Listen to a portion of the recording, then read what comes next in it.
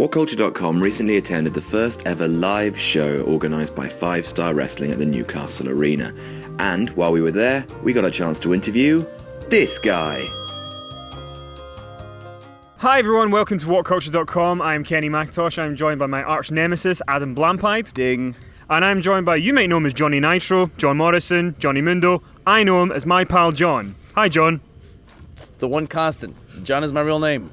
In every iteration of wrestling and celebrity. And Kenny's my real name. Well, it's obvious. Good. Okay. So, I'd hope so, right? Now the thing is, I think we should break down the fourth wall here and let everyone know what's happening. We just watched a video of Hulk Hogan on a wrecking ball in a thong. Any thoughts?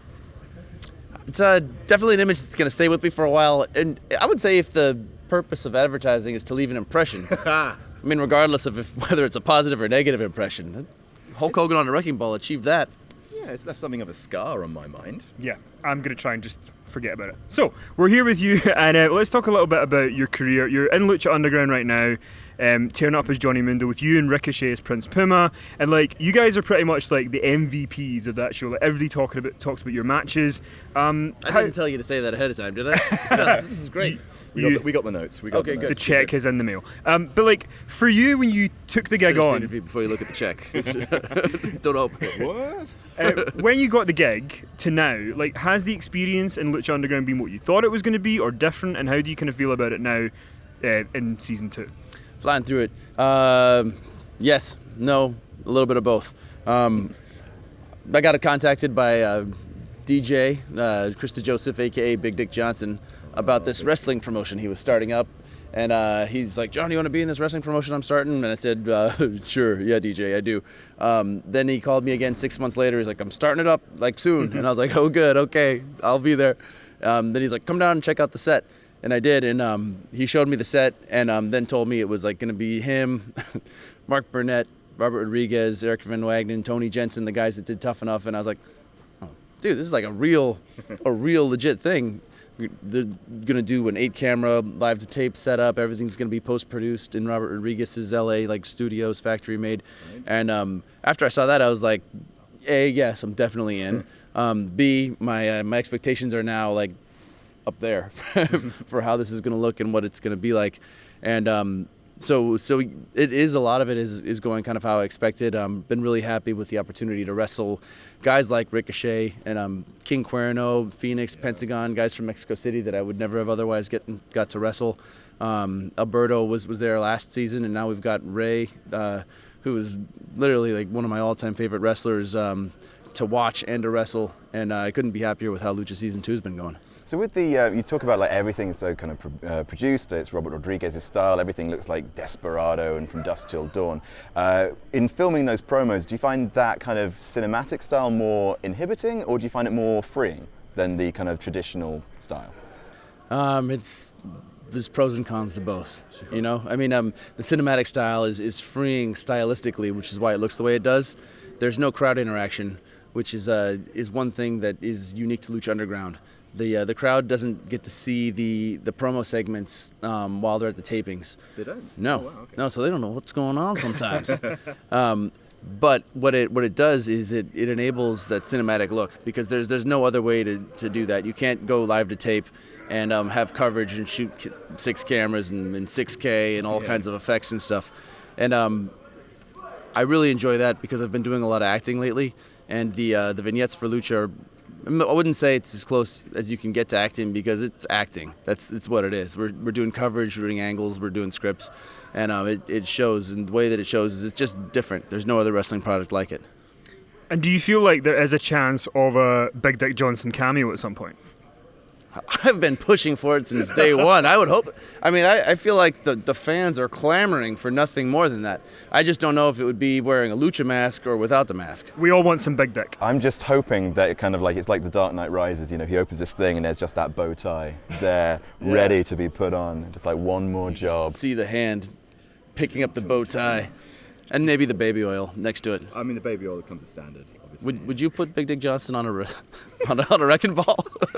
Would it be worse or better than Hogan on a wrecking ball? I think we have to put both on and see which one Let the works fans better. decide. Exactly. Yes. Exactly. The true owner of the wrecking ball would be the ones that the fans applaud the loudest for. I'm so looking forward to where you're taking this now. Yeah. Speaking of letting the fans decide, of course, you were on Tough Enough, right? You see lo- how great, that? great. See how I made that Yeah, work? I like it. I like it. Of course, like Tough Enough became sort of NXT in a way, and NXT became a completely different animal. How do you see this sort of their reality show output? Do you wish like kind of you'd been part of NXT later, or like you really happy? I with the show? wouldn't have changed anything. Like as far as my experience on Tough Enough in my wrestling career, I feel like I got super lucky with the opportunity on Tough Enough 3. I'm glad to be a part of it at the time that I was. So NXT now is more of a TV show than like a Tough Enough type thing. They have a show, Breaking Grounds, right? That's right, yeah. So are you talking about Breaking Grounds or specifically the TV show NXT? Just sort of or because just like the whole that, like it started promotion? with sort of Tough Enough, and then Tough Enough became like its own Yeah, 'cause thing. they've and kind of morphed away from doing the Tough Enough format that you were in to Right. kind of now, doing it through a Breaking Ground format, documentary style with a developmental territory. I haven't seen any of the Breaking Ground stuff. That being said, I've heard that it's interesting. The last season of Tough Enough, I thought sucked. It was bad. I think Like the audience no will agree with you. no offense, but it just really corporate. Like I feel like everyone was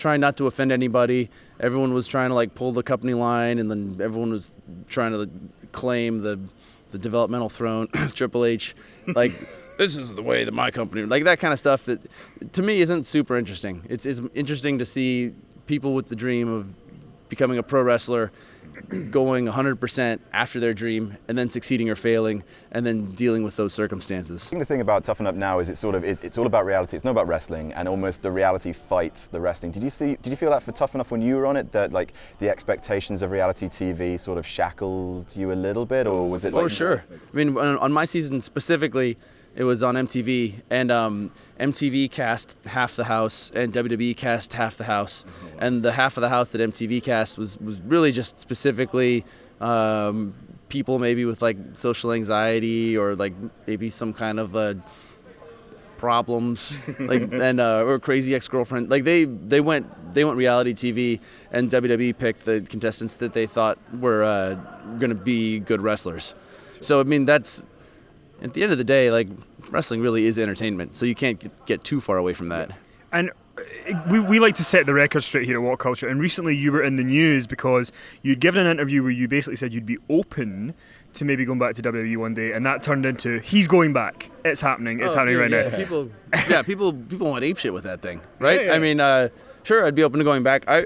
If I could have whatever I want happen, I would have Lucha Underground blow up, and I think there's a definite possibility that it's going to go from 39 episodes to 50 to 52 episodes a year to maybe even becoming a touring company, and I would love to be a part of that and see it become legitimate competition for WWE.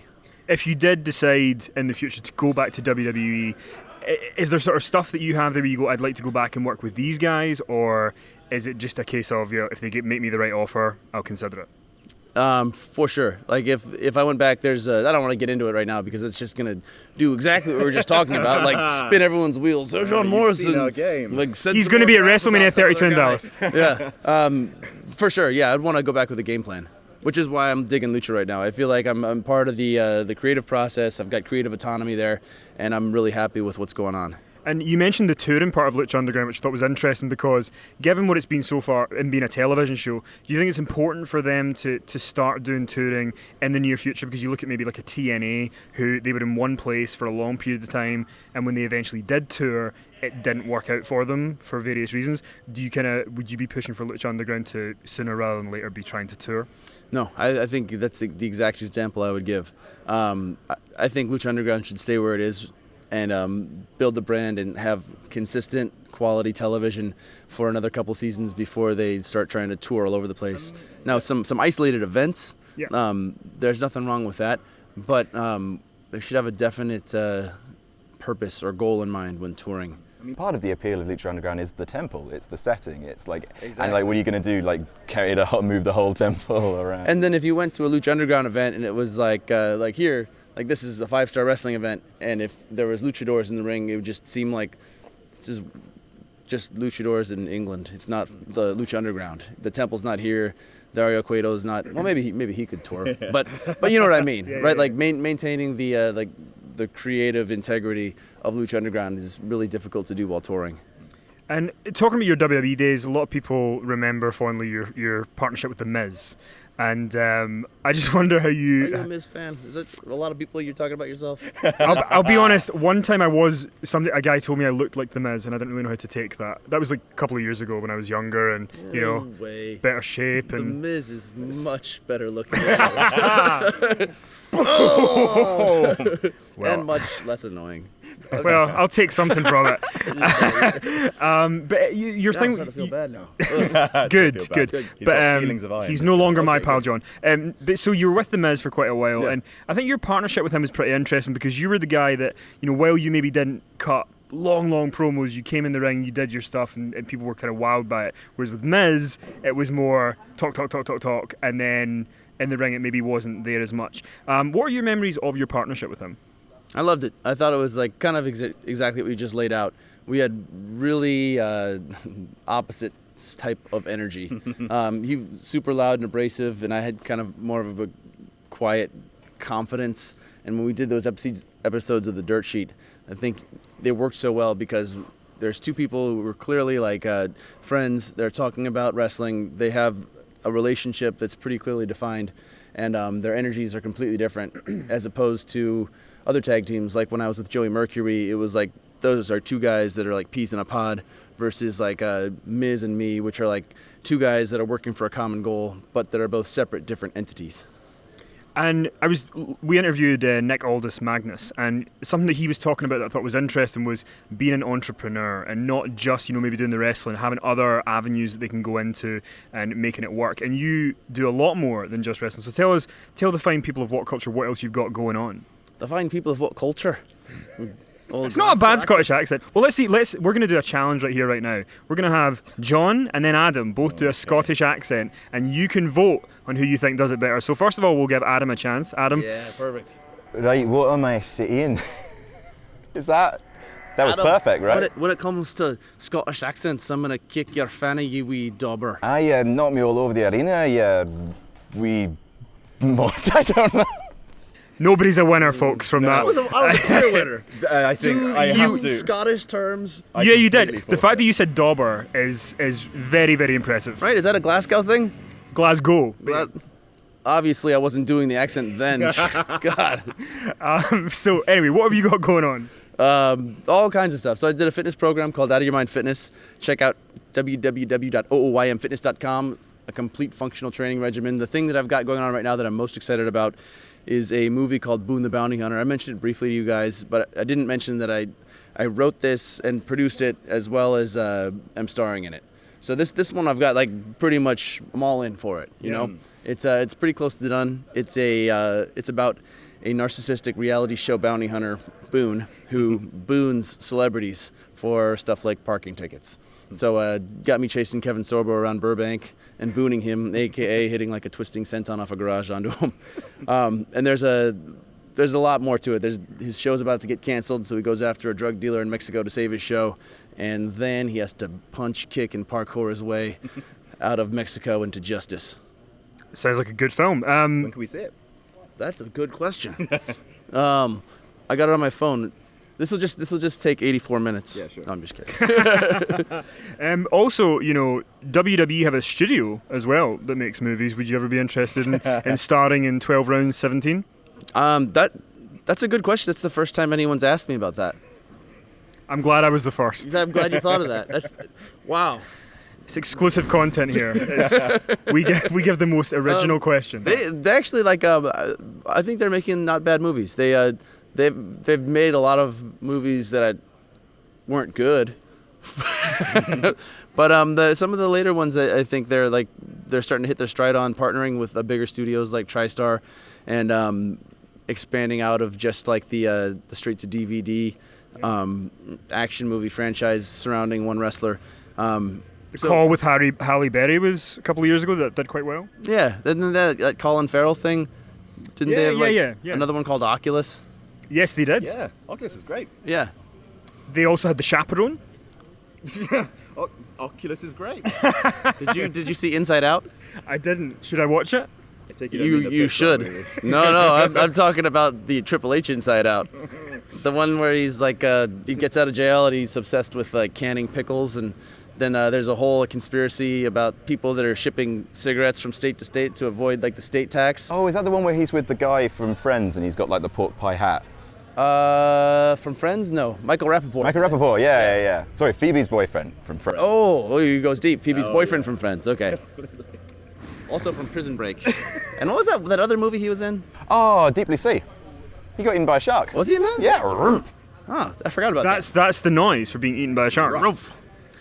Or a dog. Or I guess eaten by anything, really, right? Yeah. I mean, it doesn't really matter. You're being eaten. Yeah. Or a life-size hot dog eaten. I don't know.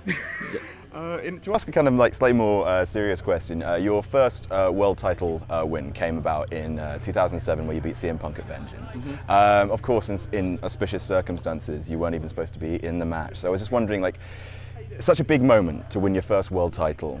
Was it kind of like, obviously, what was it like just being like kind of surrounded by unfortunate circumstances?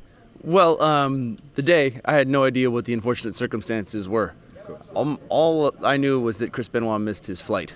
And so I was sitting there all day praying that he wasn't going to show up, because I knew if he showed up, I wasn't going to wrestle. Then the next day is the day that we found out about the tragedy, and I felt like a huge asshole because I'd been hoping that he wasn't going to show up the day before. And yeah, dude, it sucked. I mean, somebody that you know and like other people that you've met, and to hear that happened to them is awful. There's nothing good about a situation like that. So I mean, like, talking about the kind of the timeline of the day, like how soon, like how much before the match did you find out that you're kind of going on and you're winning the title? Like, when did that kind of news hit you? I didn't have much time. It was about 2 hours before the show that they'd mentioned that it was either going to be me or Kevin Thorne that was going to take Benoit's place. I think they made the correct choice. I obviously do too. I mean, Kevin Thorne might think the other way, but I think most people would agree with us. And then you had, there was one of the matches that I mostly remember from your WWE run was you had a match when Miz was the WWE champion on Raw. It was at the beginning of 2011, and it was like you guys weren't really in a proper program or anything, so it was like there wasn't much build-up, but everybody was like talking about that match for so long. Do you kind of wish that you guys had been put in like a bigger program, because you guys showed on Raw that you really could like pull out something great? Yeah, I still do. I was really proud of that match. I think the one you're talking about is the Falls Count Anywhere match.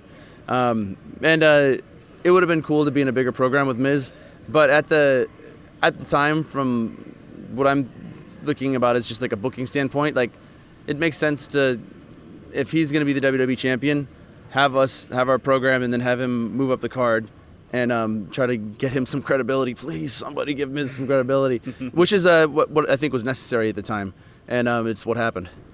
And as we kind of finish off here and we let you get prepared, I know that, Adam, you are in the market for some sunglasses, and I think that this man could probably hook you up. Like, I think you would look great in those sunglasses. I don't think I could pull off those sunglasses. Do you think you could pull them off? I think you could pull off these sunglasses.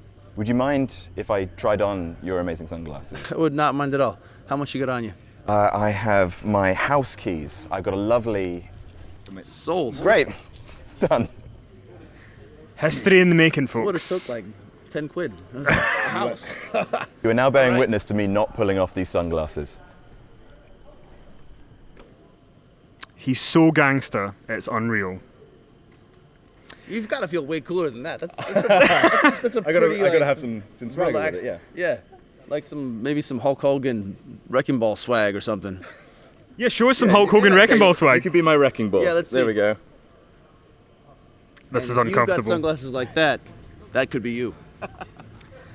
I've been Kenny McIntosh at WhatCulture.com. I've been in a sandwich that I didn't want to be in. Hulk Hogan was on a wrecking ball, but I still have my friend John, and Adam no longer has a house. So thanks for watching, and we'll see you soon.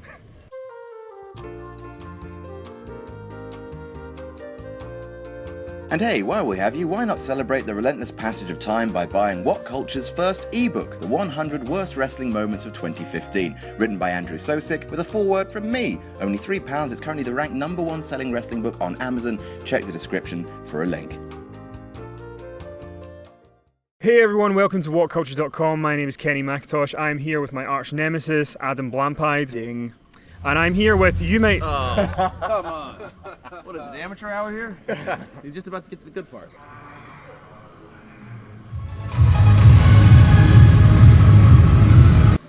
Is that your music for tonight? I hope not.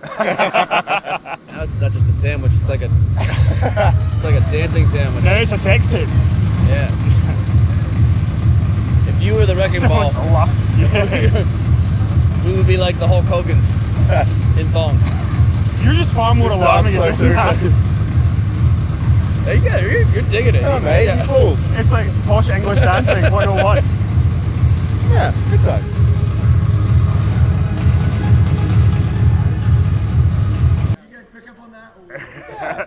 Some of it was okay. We just went with it. Yeah. Some of it all it came in a few times. I think I heard something, but Ironically, I think it was an improvement over some parts. New ringtone?